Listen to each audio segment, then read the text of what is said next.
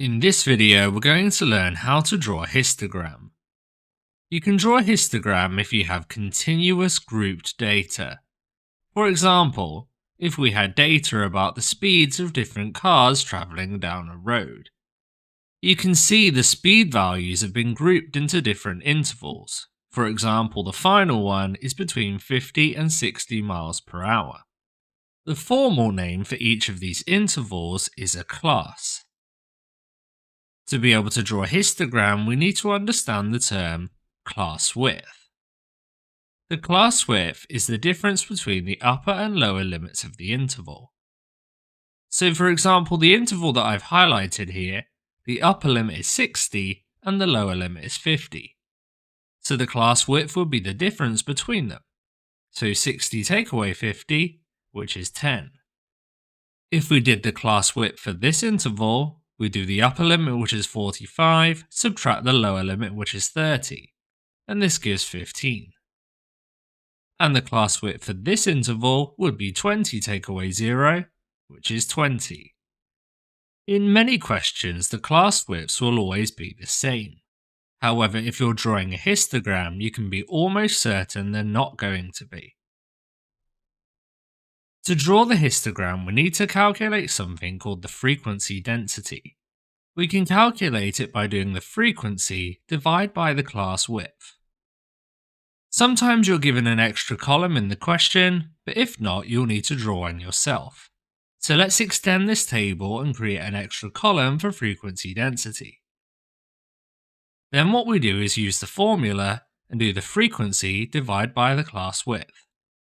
So for this first group here, we know the frequency, that's 30, and the class width is the difference between 0 and 20, which is 20. So we would do the frequency, 30, divided by the class width, 20, which gives you 1.5. We then repeat this for each of the groups in the table. So for the next one, the frequency is 30 once again, but the class width is 10. So 30 divided by 10 is 3. For the next one, we would do 42, the frequency, divided by the class width, which is 15 this time, and that gives us 2.8. Moving on to the next one, we have a frequency of 37, and the class width is just 5 this time.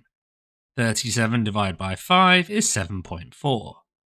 And for the final one, the frequency is 9, so we do 9 divided by the class width, which is 10. 9 divided by 10 is 0.9. Now that we've calculated all of the frequency densities, we're ready to draw a histogram. In the exam, you'll be given a set of axes to draw the histogram onto. Sometimes the horizontal axis is already scaled for you, but if not, you'll need to do it yourself. We're going to put speed along the horizontal axis. You can see the values of speed need to go from 0 to 60. So we could do a scale that goes like this, from 0 up to 60, and we can label that axis as speed. Next we need to scale the vertical axis, and this is always going to be frequency density. Looking at the frequency densities we calculated, I can see the highest one is 7.4.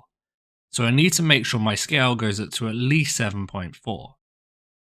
So if you go up like this, where 1 square equals 1 unit each time, we'll get to 8 at the top, which means we've gone past 7.4.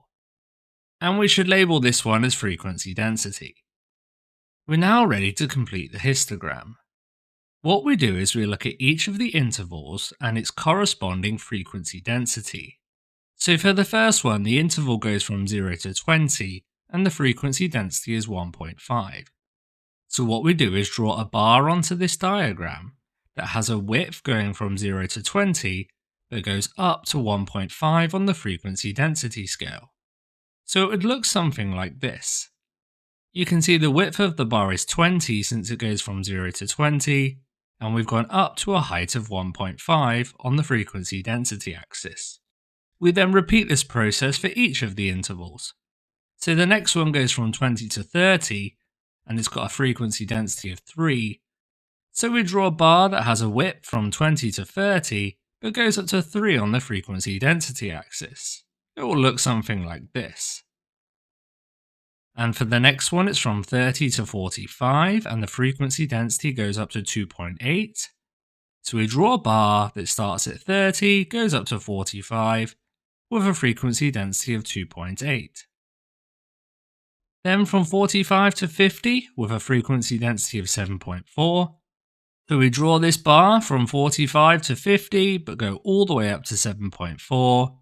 And for the final one, it's from 50 to 60 with a frequency density of 0.9. So we draw a bar that has a width from 50 to 60, but goes up to 0.9 on the frequency density axis. This is now your completed histogram. Let's quickly review everything we did to draw this diagram. The first thing was we added an extra column for the frequency density. That's this column here.